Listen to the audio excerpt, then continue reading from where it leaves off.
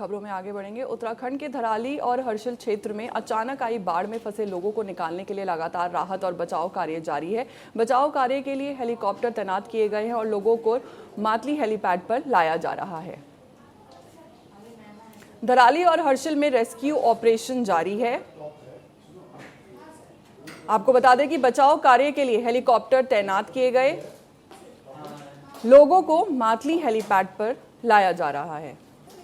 धराली और हर्षिल में rescue operation जारी है।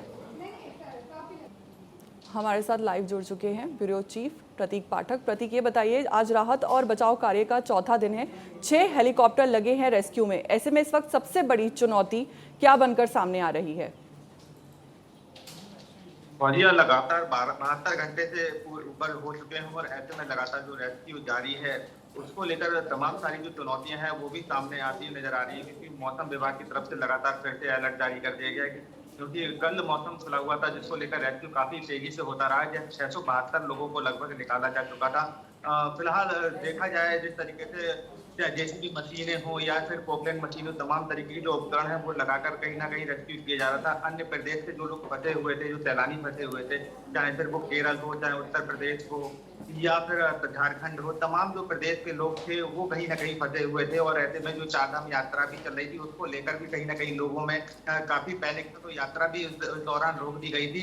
फिलहाल रेस्क्यू लगातार जारी है। एनडीआरएफ हो, एसडीआरएफ हो, आईटीबीपी के जवान हो, सेना के जवान, बड़ी संख्या में सेना के जवान की भूमिका नजर आती हुई दिख रही है। 500 से ज्यादा जो सेना के जवान हैं वो लगातार रेस्क्यू कर रहे हैं। सरकार की तरफ से तमाम तरीके के जो निर्देश हैं वो भी जारी किए गए हैं। चाहे फिर निजी हेलीकॉप्टर हो उनकी भी मदद ली जा रही है। चिनूक हेलीकॉप्टर के द्वारा लगातार रेस्क्यू जारी है। कल देर शाम लगभग 60 से ज्यादा जो यात्री जो सैलानी थे उनको जॉलीग्रांट हेलीपैड भेजा गया। फिलहाल उनको उनका हेल्थ चेकअप के साथ उनको गंतव्य के लिए रवाना भी कर दिया गया है।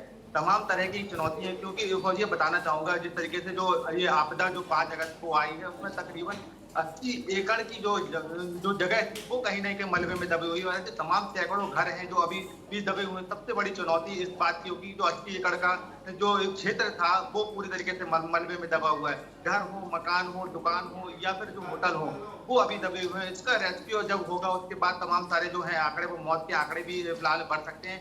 अभी जो रेस्क्यू किया जा रहा है, जो फंसे लोग वहां पर थे या मेले में थे या फिर जो यात्रा में थे, वो उनको निकालने का प्रयास किया जा रहा है। जब वो मलबे से लोग निकाले जाएंगे तो उसमें काफी बड़ी संख्या में लोगों की मौत की संख्या बढ़ सकती है, क्योंकि एक बड़ी चुनौती है। 40 से 50 फीट का जो मलबा है उसको निकालने के लिए अभी ऐसे उपकरण अभी नहीं है, जो जिसकी वजह से लोगों को दिक्कतों का सामना करना पड़ सकता है। फौज लगातार उस जगह पर तैनात है। चाहे फौजी जो कहते नहीं है, जो फौजी कुत्ते होते हैं उनको भी लगाया गया है। थर्मल पावर सेंसर जो लगाए गए हैं, जो लोग दबे हों उनको सकुशल निकाला जा सके। तमाम सारी जो चुनौतियां हैं लगातार हैं। मौसम भी लगातार बिगड़ता हुआ नजर आ रहा है। सुबह से ही हमने देखा कि मौसम, बारिश का मौसम ऐसे में हो रहा है और 12 घंटे के अंदर फिर से 12 जिलों में मौसम विभाग की तरफ से अलर्ट भी जारी कर दिया गया है। अच्छा प्रतीक, ये बताइए, आपसे ये जानना चाहेंगे कि जिन लोगों को सुरक्षित निकाला गया है उनकी हालत इस समय कैसी है और स्थानीय लोगों की क्या स्थिति है?